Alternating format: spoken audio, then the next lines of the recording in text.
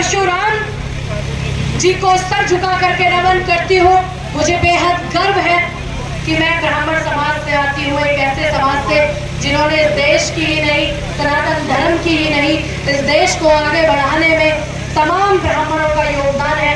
मुझे इस बात का बोलते हुए भी बेहद गर्व हो रहा है। यहाँ पर मौजूद हमारे समाज के राजनीति में अपना बड़ा वर्चस्व रखने वाले, समय समय पर हमें मार्गदर्शन देने वाले, समाज का नाम बढ़ाने वाले और एक अच्छे व्यक्ति के रूप में भी अपनी पहचान, अपने परिवार को स्थापित करने वाले लोगों में से गिनती है। मैं आदरणीय मुकुल उपाध्याय जी का भी हाथ जोड़ कर नमस्कार प्रणाम करती हूँ। और इस प्रोग्राम को कराने के लिए यहाँ पर मुझे आमंत्रित करने के लिए राजेश जी और उनकी समस्त टीम का भी बार बार हार्दिक स्वागत और अभिनंदन करती हूँ। योगेश शर्मा जी, गगन रावत जी, राजेश शर्मा जी, सुनील जी, जय श्री परशुराम करती हूँ। कैसे आप सभी? माफ कीजिएगा, मैं देर करती नहीं, थोड़ी सी हो जाती है। आपकी बच्ची हूँ, आपकी बेटियां हूँ, माफ कर दोगे आप, मुझे पता है। मैं गलती के लिए भी आपको सॉरी बोल देती हूँ। सबसे पहले इस भव्य प्रोग्राम को करने वाली समस्त टीम, यहाँ पर शोभा यात्रा का प्रोग्राम रखने वाले राजेश जी और उनकी समस्त टीम, तमाम एक ब्राह्मण बंधुओं का मैं हार्दिक धन्यवाद करती हूँ कि उन्होंने मुझे यहाँ पर आमंत्रित किया। एक हमारी बहन भी बैठी हुई है।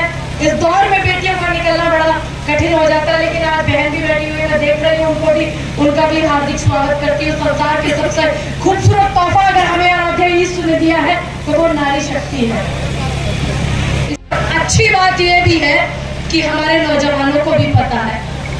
बस ये था कि कुछ समय पहले, आज के दौर में नहीं बोलूंगी, कुछ समय पहले कहीं ना कहीं हम लोग खुद ही भटक गए थे।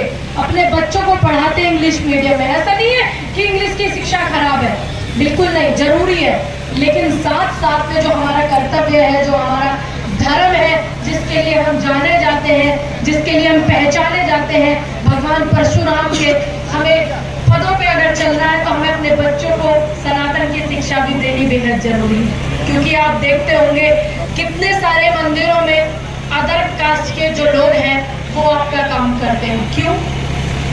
जो आपका हक है आप दूसरों को क्यों जाने दे रहे हैं? इस चीज के लिए आप अपनी आवाज भी उठाएं। और जब भी कोई प्रोग्राम ब्राह्मणों का हो, आप ये ना देखें कि वो कौन से संगठन का प्रोग्राम है, किस बैनर के नीचे वो प्रोग्राम है। अगर आप ये देखेंगे तो आपकी हालत जो हो जाएगी वो आप बेहतर मुझसे जानते हैं। क्योंकि आज के दौर में चाहे वो धर्म को आगे बढ़ाने के लिए हो या देश को आगे बढ़ाने के लिए हो, ब्राह्मणों का बड़ा योगदान है। आप अपने आप को पीछे मत करिए, सिर्फ मेरा तो यही निवेदन रहता है। क्योंकि तमाम ऐसी चीजें हैं, आज उठाकर के रिकॉर्ड आप देखिएगा, सबसे कम आपकी भागीदारी रही है। क्यों? लोग बोलते हैं बड़े बड़े पदों पर बड़े बड़े शिक्षित लोग बैठे हैं। मुझे बेहद गर्व होता है जब लोग बोलते हैं कि बड़े बड़े पदों पर ब्राह्मण बैठा हुआ है। अच्छी बात है, क्योंकि ब्राह्मण ने कभी ऊंच नीच नहीं की। अगर ब्राह्मण ऊंच नीच करता तो इतने बड़े पदों पर नहीं बैठता।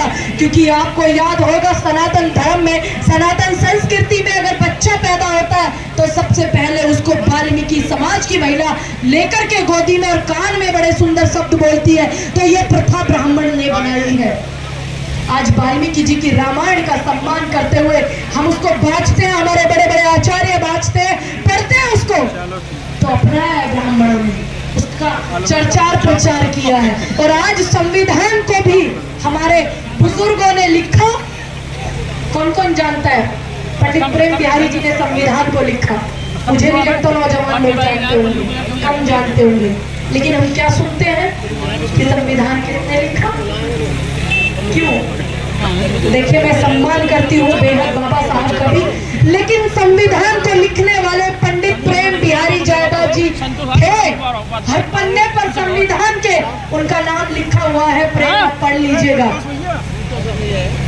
बाबा साहब ड्राफ्ट कमेटी के अध्यक्ष थे, उनका भी सम्मान बड़े शब्दों में मैं करती हूँ, मैं उनका विरोध नहीं कर रही हूँ। लेकिन इस चीज को आप क्यों भूल जाते हैं कि आपके लोगों की भागीदारी कहाँ पर थी और कहाँ पर नहीं थी? आप उसका चर्चा प्रचार करना कैसे भूल जाते हैं? इसलिए पूरे सच से ज्यादा खतरनाक आधा अधूरा ज्ञान हो जाता है।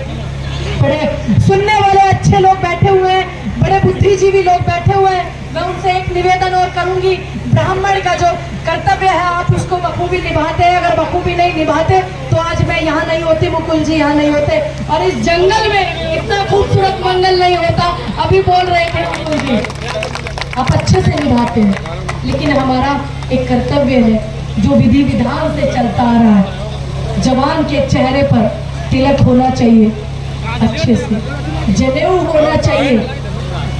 जब आपको बताने की जरूरत नहीं पड़ेगी कि आप ब्राह्मण हैं, बताने की जरूरत ही नहीं पड़ेगी। गायत्री का जाप कीजिए, ब्राह्मण का कर्तव्य, सारे काम सफल हो जाएंगे।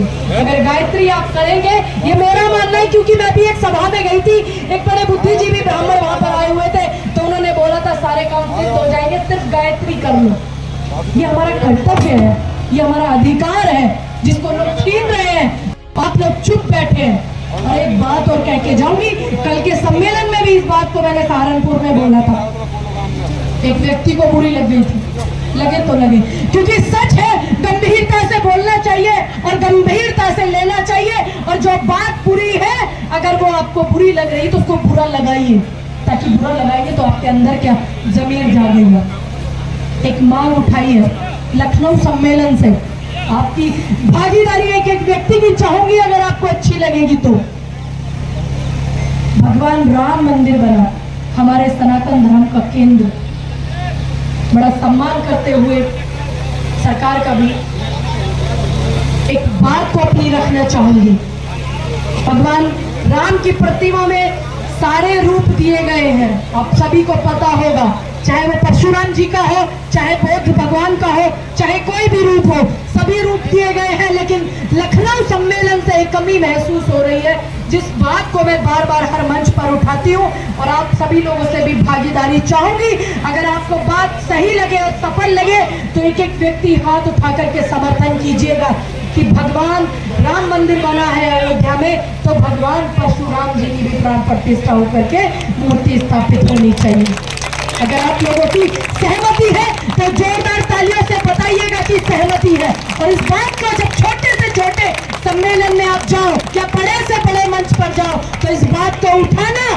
क्यों लोग हमें सिर्फ लॉलीपॉप देने का काम कर रहे हैं कि लगी है परशुराम जी की मूर्ति अड़े, लगी है, मुझे भी पता है, लेकिन भगवान राम ने भी परशुराम जी को गुरु माना था, विख्यात है वो। रावण भी उनके आगे हार गया था, जिनसे युद्ध करना पड़ा था। राम को ध्यान रखिएगा इस बात का, और उनकी मूर्ति में उनकी मूर्ति है। तो मेरा एक निवेदन है उत्तर प्रदेश की सरकार से भी, भारत सरकार से भी, कि वहां पर भगवान परशुराम जी का भव्य मंदिर होना चाहिए। सभी मंदिर वहां पर है महोदय, सभी बुद्धिजीवी लोग बैठे हैं आप। लेकिन जो कमी मुझे लगी, आप मेरे परिवार के, मेरे समाज के लोग हो, मैं आपके सामने जरूर रख करके जाऊंगी। आज इस सम्मेलन से, इस यात्रा से आप कुछ लेके जाना या मत लेके जाना, लेकिन ये बात जरूर लेके जाना कि हाँ ये बात सही थी या गलत थी। अगर ये बात सही थी तो छोटे छोटे सम्मेलनों में जब आप अपनी बात को उठाएंगे तो ये एक बड़ा रूप लेगी। इस बात का ध्यान रखिएगा। अंत में समय बहुत ज्यादा हो गया, अपनी बात को यही खत्म करते हुए एक बात को बोलूंगी कि जय दादा परशुराम की इस बात को बुलंद रखना, और आपकी बात हर जगह मानी जाएगी, हर युग में मानी जाएगी, चाहे वो त्रेता हो। कम लोग बैठे हुए हैं जिनको पता है कि ब्राह्मण सभी को साथ लेकर के चलता, अगर साथ लेकर के नहीं चलता तो पंडित नेहरू इतना सम्मान नहीं देते अंबेडकर जी को। अगर साथ लेके नहीं चलता तो झांसी की रानी पीड़ा नहीं उठाती इस देश को आजाद कराने में। पहले क्रांतिकारी मंगल पांडे जी अपनी जान की आहुति नहीं देते। अगर ब्राह्मण साथ लेकर के नहीं चलता तो आज इतनी अच्छी प्रथा नहीं होती जो आज मौजूद है। मैं आप सभी को इस मंच के माध्यम से फिर से नमन करते हुए, कुछ भूल कुछ चूक मुझसे अगर हुई है तो मैं आप सभी से माफी मांगते हुए अपनी बात को यहीं पर